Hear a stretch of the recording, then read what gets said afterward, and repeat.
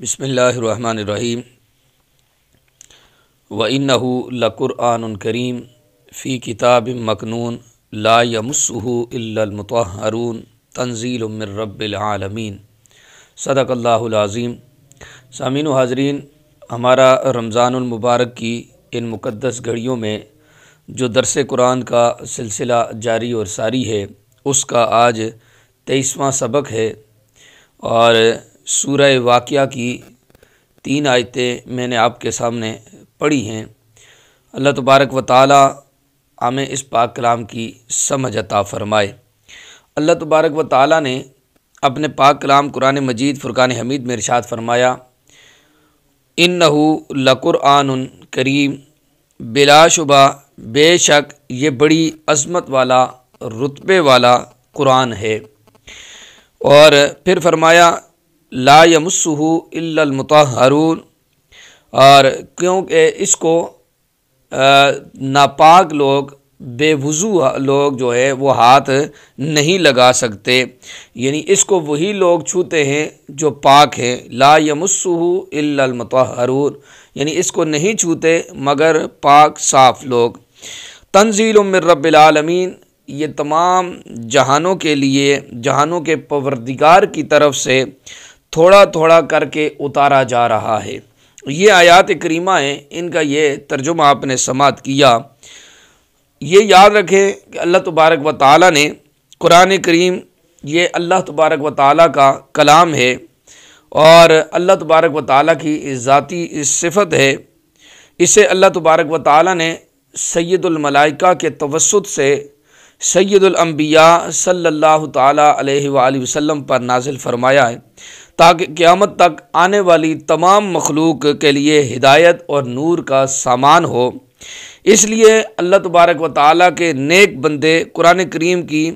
ہر طور پر تکریم اور تعظیم بجا لاتے ہیں، لیکن بعض مرحومین ایسے بھی ہوتے ہیں جو خود کو مسلمان تو کہتے ہیں، لیکن قرآن پر عمل، اس میں فکر و تدبر اور اس کی تلاوت وغیرہ کو وہ چھوڑے رکھتے ہیں۔ تو ایسے لوگوں کے بارے میں اللہ تبارک و تعالی نے ارشاد فرمایا، وقال الرسول یا ربی ان قوم اتخذوا ھذا القرآن مہجورا۔ تو اللہ تبارک و تعالی کے رسول، اللہ تبارک و تعالی نے اپنے پاک کلام میں یہ ارشاد فرمایا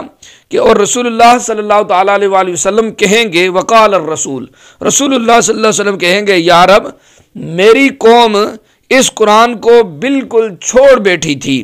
تو یہ جو سورہ فرقان ہے، اس کی آیت کریمہ ہے، اور اللہ تبارک و تعالیٰ نے اس میں یہ ارشاد فرمایا کہ رسول اللہ صلی اللہ علیہ وسلم ایسے لوگوں کے بارے میں کہیں گے کہ یا رب یہ میری قوم تھی، میری امت تھی، انہوں نے میرے قرآن کو چھوڑ رکھا تھا، اس میں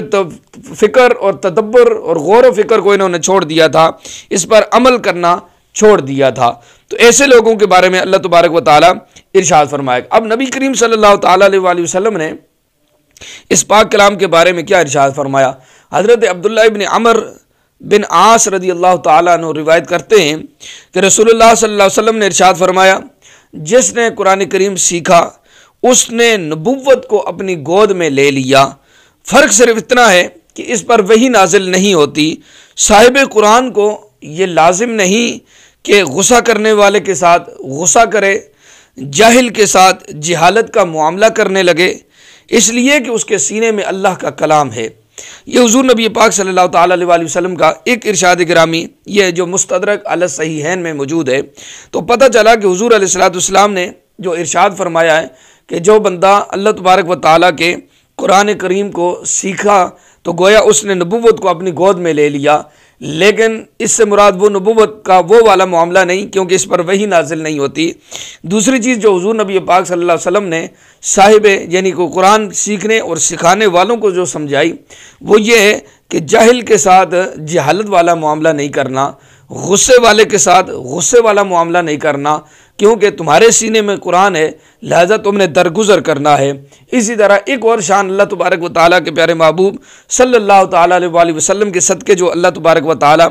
اس امت کے حافظوں کے والدین کو عطا فرمائے گا۔ وہ حضرت سہل بن معاذ رضی اللہ تعالیٰ عنہ روایت کرتے ہیں کہ رسول اللہ صلی اللہ تعالیٰ علیہ وسلم نے ارشاد فرمایا، جس نے قرآن پڑھا اور پڑھ کر اس پر عمل کیا، یہ دونوں چیزیں لازم اور ملزوم ہیں کہ قرآن کو پڑھے بھی اور پھر قرآن کو پڑھ کر اس پر عمل بھی کرے، تو قیامت میں اس کے والدین کو ایک تاج پہنایا جائے گا جس کی چمک آفتاب کی روشنی سے زیادہ ہوگی، یعنی سورج کی روشنی سے زیادہ ہوگی۔ یہ حضور نبی پاک صلی اللہ تعالیٰ علیہ وسلم کی حدیث مبارک، اس میں یہ شان ہے کہ جو حافظ قرآن ہوگا، قرآن کو اپنے سینے میں رکھے گا، پھر اس پر عمل بھی کرے گا، تو اللہ تبارک و تعالیٰ اس کے والدین کو وہ اتنی عزتوں والا تاج پہنائے گا قیامت والے دن کہ جس کی روشنی سورج سے بھی زیادہ ہوگی۔ اسی طرح حضور نبی پاک صلی اللہ تعالیٰ علیہ وسلم نے یہ بھی ارشاد فرمایا، جس نے قرآن پاک پڑھا اس پر عمل کیا تو قیامت کے دن